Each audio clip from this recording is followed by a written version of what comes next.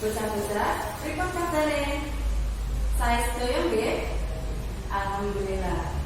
Mugi-mugi awake dhewe tansah pinaringan sehat walafiat ing tengah pandemi Covid-19 menika.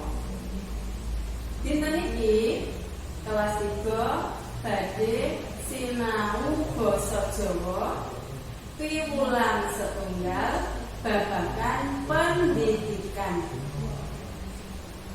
Nanging sakderenge Bu Guru maringi materi pelajaran babagan pendidikan, Bu Guru badhe nyampaikan tujuan pembelajaran apa sing badhe dicapai wonten ing ulangan setunggal menika. Tujuan pembelajaranipun saged ditingali wonten ing layar.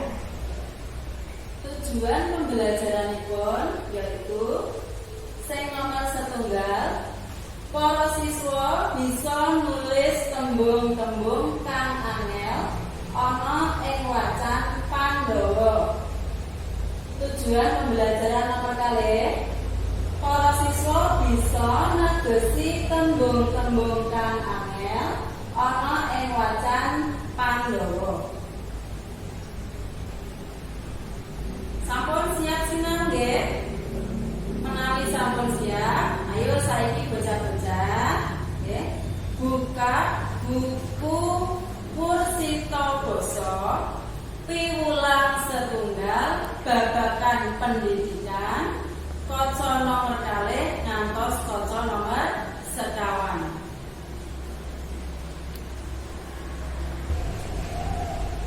Nah, saderenge Bu Guru robet wonten ing materi pelajaran nggih. Bu Guru arep takon dhisik Cak. Bocah-bocah sapa sing tau nonton wayang? Utawa bocah-bocah sapa sing tau nonton film Mahabharata ana ing TV? Bu Guru kira mesti kathah sing wis tau nonton film Mahabharata ana ing TV. Nah, saiki Bu Guru takon, Mahabharata itu nyeritake napa, Cak? Ya bener ya. Mahabharata itu nyeritake tentang peperangan Baratayuda antara Pandhawa melawan Kurawa. Lah mangke tenggen piwulang setunggal iki bocah-bocah badhe sinau nggih wacanan sing judule Pandhawa nggih. Sing isine nyeritakake sapa wae sing termasuk utawa sing kalebu sing disebut Pandhawa 5 kuwi mau.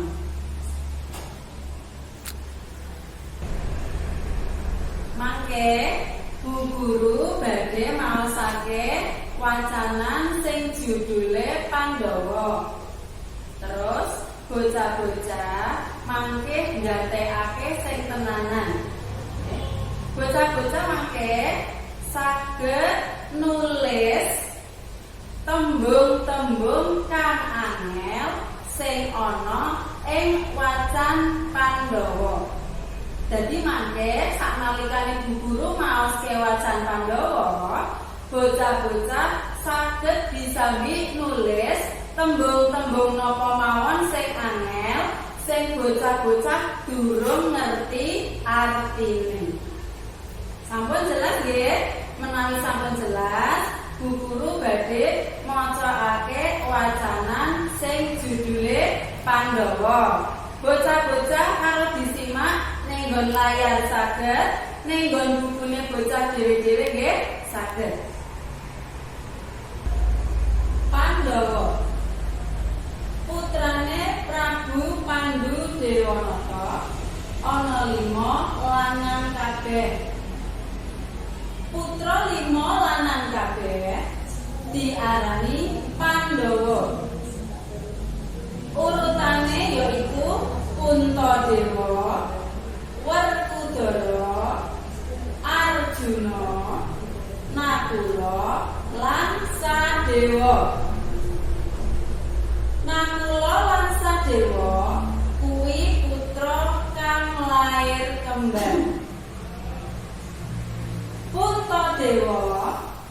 watake sabar, jujur, ora gampang duka. Sawise dewasa, jumeneng raja ana ing Ngamarta. Bratasena watake jujur, adil, lugu lan kendel. Sawise dewasa, Bratasena uga karan Werkudara. Werkudara iku kasatriyane ing Jodipati. Arjuna darbe watak sabar, kendel, lan sregep ngasu kawero. Kasatriyane ing Madukara. Nakula lan Sadewa watake jujur lan becik atine. Nakula kasatriyan sawo jajar. Sadewa kasatriyane bumi retawu. Para Pandhawa satriya sing becik bebudine, seneng ketulung marang sapepadane. Para Pandhawa tansah sregep mudi kawruh, bekti lan mituhu marang wong tuwane. Watak lan tumindake para Pandhawa pantes ditulada. Sampun paham napa dereng? Menawi dereng paham, Bu Guru badhe mangsuli sepisanane maca wacan sing judule Pandhawa. Pandhawa putrane Prabu Pandhudewanata ana 5 lanang kabeh. Putra 5 lanang kabeh diarani Pandhawa. Urutane yaiku Puntadewa, Werkudara, Arjuna, Nakula, lan Sadewa. Nakula lan Sadewa kuwi putra kang lair kembar. Puntadewa watake sabar, jujur, ora gampang duka. Sawise dewasa, jumeneng raja ana ing Ngamarta.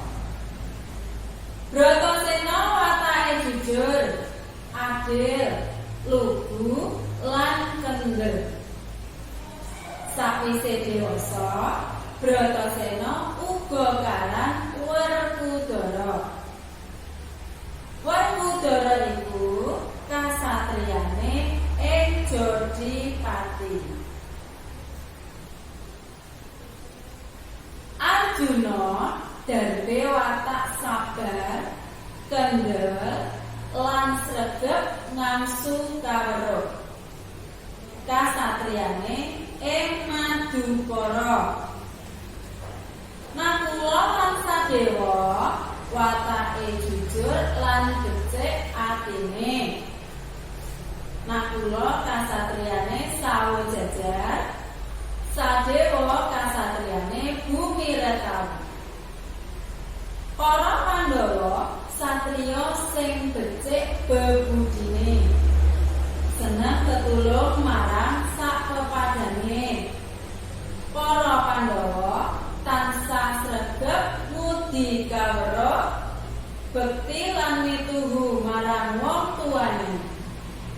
Watak lan tumindake para Pandhawa pantes ditulada. Bocah-bocah sampun jelas nggih?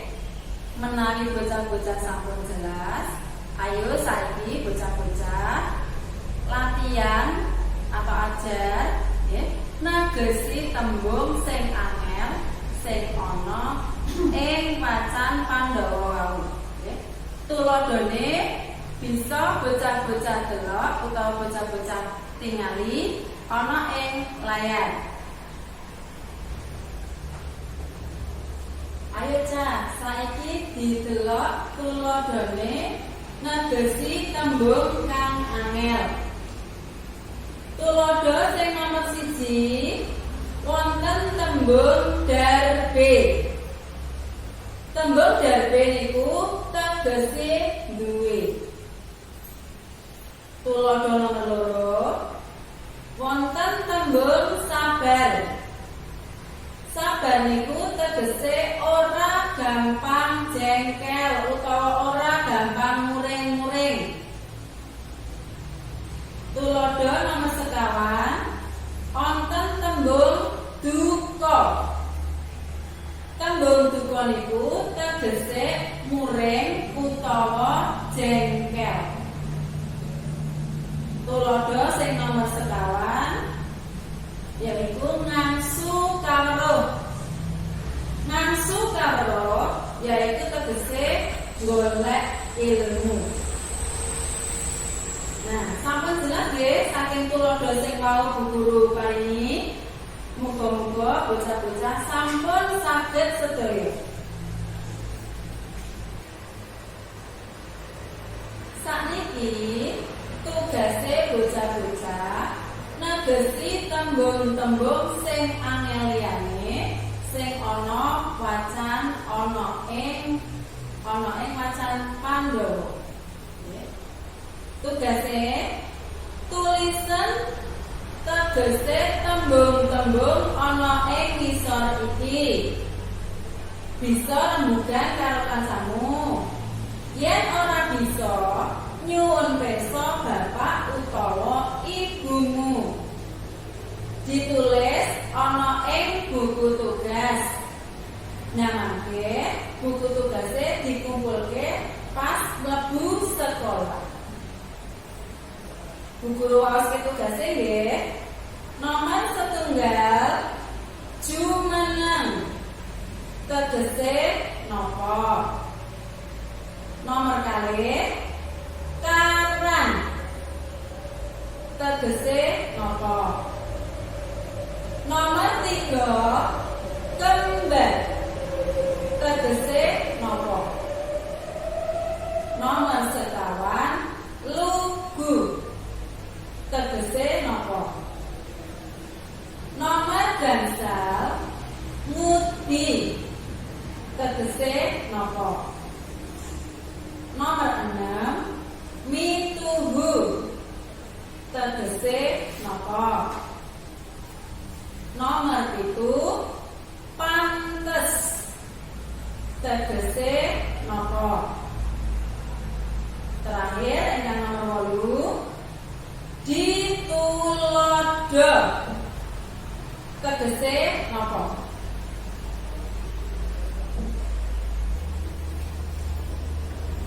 Makaten pembelajaran basa Jawa piwulang setunggal babagan pendidikan bab negesi tembung ana ing wacan Pandhawa. Menawi wonten kirang-kiranipun Bu Guru nyampaiake pembelajaran, Bu Guru nyuwun pangapunten. Aja lali ya Cah, tugase digarap. Pesane Bu Guru, tetap jaga kesehatan. Tetap patuhi protokol kesehatan. Lan tetap nuwun marang Gusti Allah. Muga-muga pandemi Covid-19 niki enggal-enggal lunga saka Nusantara. Matur nuwun.